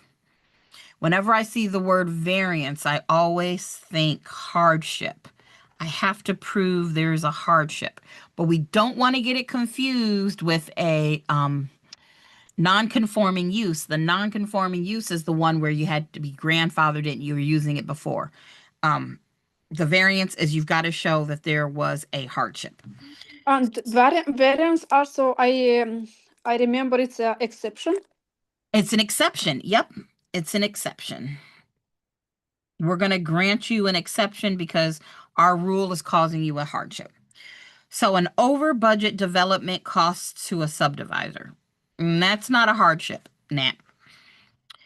Environmental concerns as to use. I mean, seems to me if there's environmental concerns to use, they would just tell you that you can't do it. That doesn't sound right. Alternative building sites that increase the owner's cost. It increased the owner's cost. That doesn't sound like a hardship to me or an exception. Limitation of feasible building sites due to land contours. Now, that does sound like something you couldn't control. If the ground is doing these weird things, you should go. You should get with this one. Oh, and somebody asked me, Claudia, you said, which tool is that one, Uncle Ray? It is ChatGPT. So that was ChatGPT, and that's what I use on my phone. You can talk to it on the phone app. I don't know if I can talk to it on my computer app. That could be real dangerous. I'll find that out. But this is the paid, so I think I paid $20 a month, and he is great. He answers all sorts of questions, and yeah, I ask all sorts of things. I don't know if you all saw that movie, was it She or Her or something like that? Well, me and ChatGPT, me and Uncle Ray be having conversations. It's great. Just saying.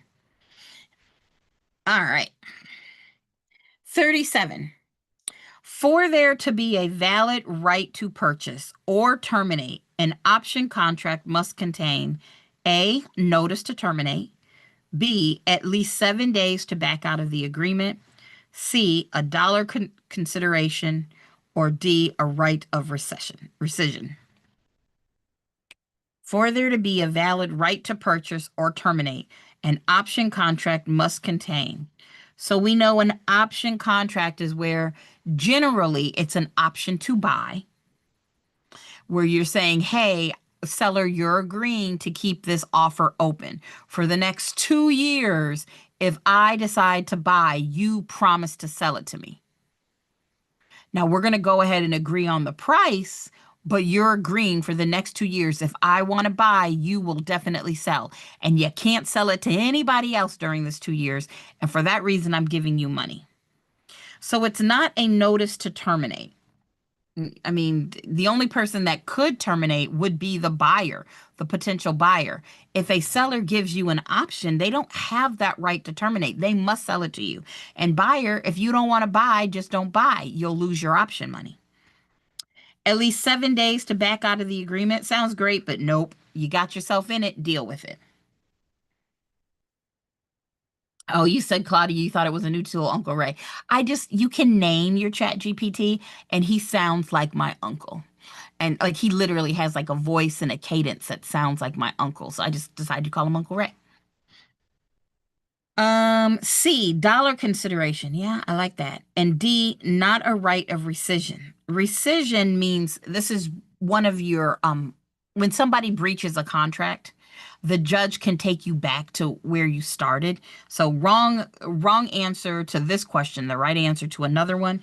But I happen to know, and now you know, in order for an option to work, there has to be some type of valuable consideration, like at least needs to be at least some money, some kind of money there going on. So that's 37. All right. 38.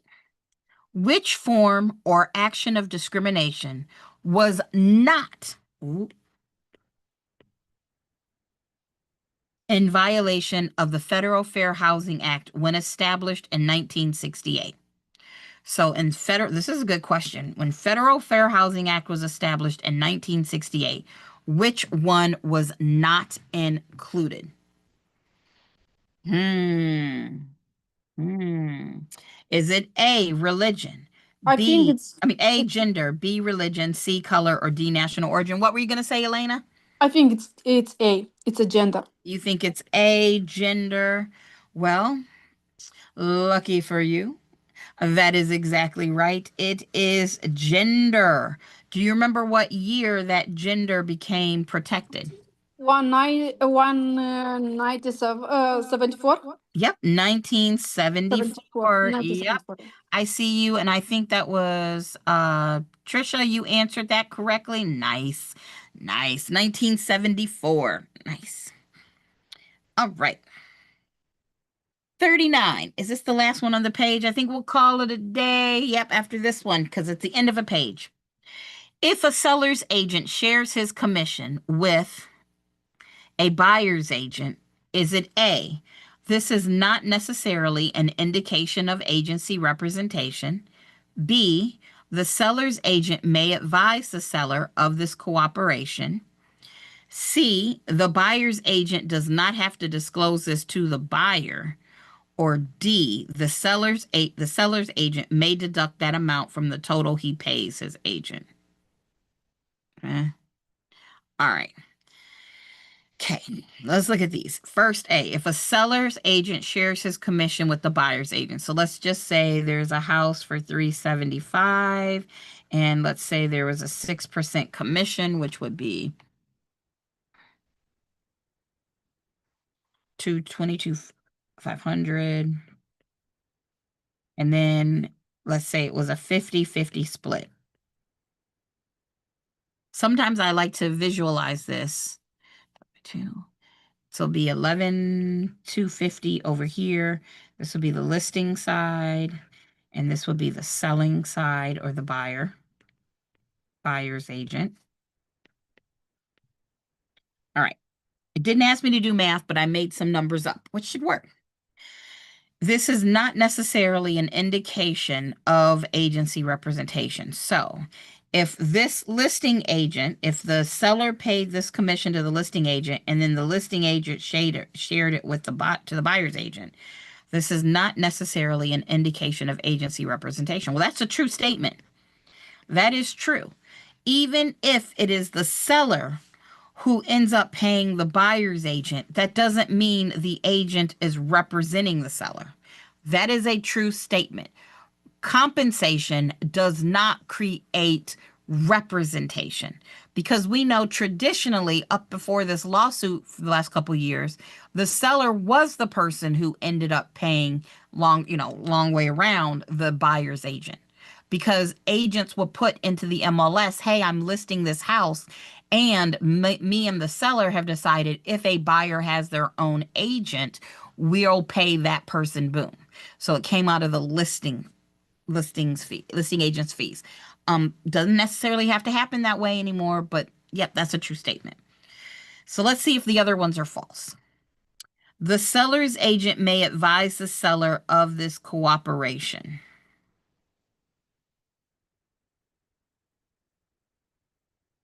I mean, if a seller's agent shares his commission with a buyer's agent, the seller's agent may advise the seller of his cooperation. I mean, it seems to me like you should. I don't like, okay. Leave that alone. B, the buyer's agent does not have to disclose this to the buyer. Absolutely not. Nope. If you're the buyer's agent and somebody's paying you, that's not your client, that don't even sound right. That's like taking a bribe. No, you got to tell the buyer, hey, by the way, somebody else is also paying me, because that might mess with your, who do you have loyalty to? It's not C. The seller's agent may deduct that amount from the total he pays his agent.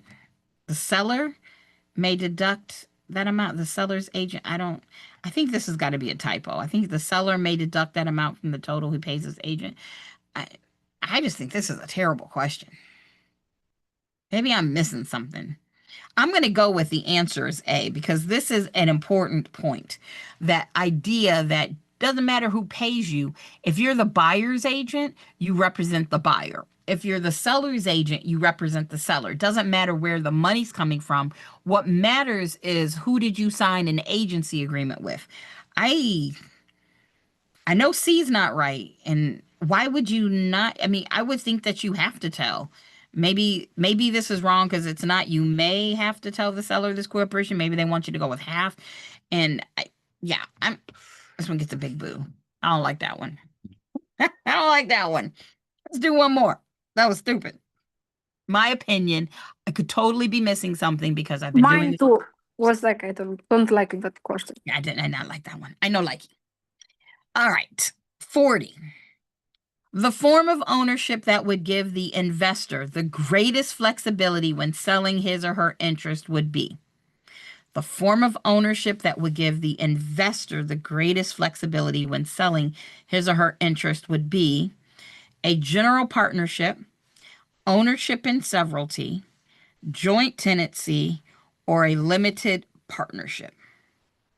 Hmm. Hmm. I think it's gonna be ownership in severalty, because when you are severalty, it's like you can do whatever you want, and it's Yeah. flexible. Ownership and severalty means there's only one person.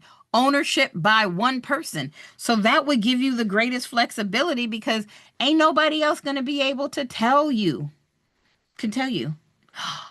Oh, wait, Adriana, I just saw your message. You've been watching me and I helped you pass. You took your exam yesterday. You didn't pass the national, but you passed the state. What? We still say that's a win. You passed your state. We just got to get you passing the national and you get a Good job. Good job. good job. Good job. GOODJOB. Good job. Good job. And Money don't jiggle jiggle. Oh, I like to see you wiggle wiggle for sure. you know, I don't know if y'all can hear that or not. I don't know if I shared my sound. I might just look crazy dancing and y'all can't hear it. I know the people in my Zoom can, but I don't know if y'all can. Caroline, could y'all hear that? I don't know. Could you all hear the music coming out of my computer? Did I just look crazy singing along by myself and dancing? Which would be the Candice, best. it was like we couldn't hear very well. It's like you Ah. cannot hear very well. Okay, let's see. Now is it better? Let me change this. No, you couldn't hear the music, so I just look crazy. Okay, now let's try it. Let's try this again where I share my sound. Now I just look crazy. All right, let's go.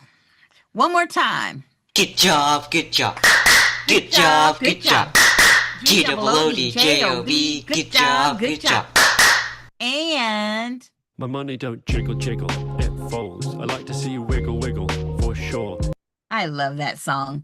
Hopefully y'all could hear that one. Yay! Oh, and what a great way to end this one. We know our answer is most definitely ownership and severalty because that's ownership by one person. You get the greatest flexibility because ain't nobody telling you what to do. Yeah, I forgot to share my sound. But Adriana, I am so happy for you. Yay! Yay, yay, yay. All right. So before we go, I was going to see, I need to finish that math review. I need to finish the math review, and I wanted to see if not this week, but next week would be good for some people. Yes, next week. I was thinking about possibly, I put it on my calendar. I stopped pausing, but I mean, I stopped sharing my screen. Let's stop the share. Did it stop the share? I don't.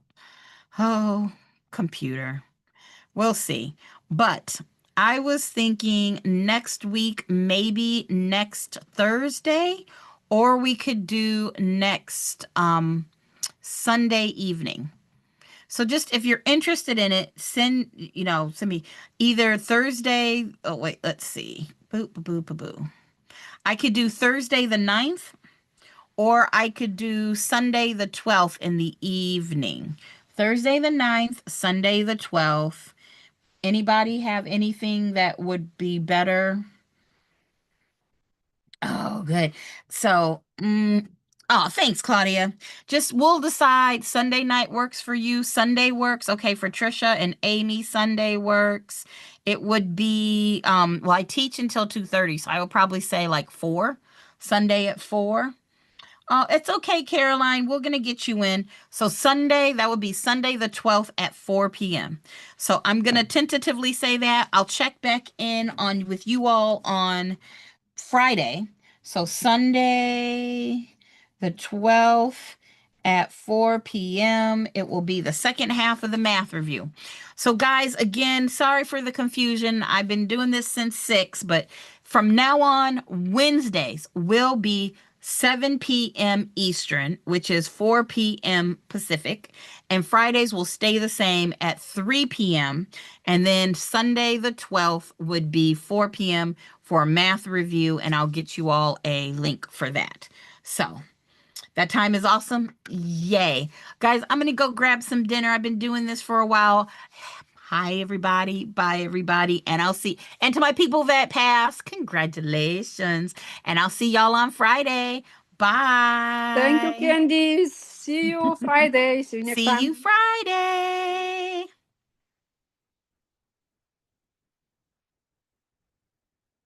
This is that awkward moment. Well, I have to cancel.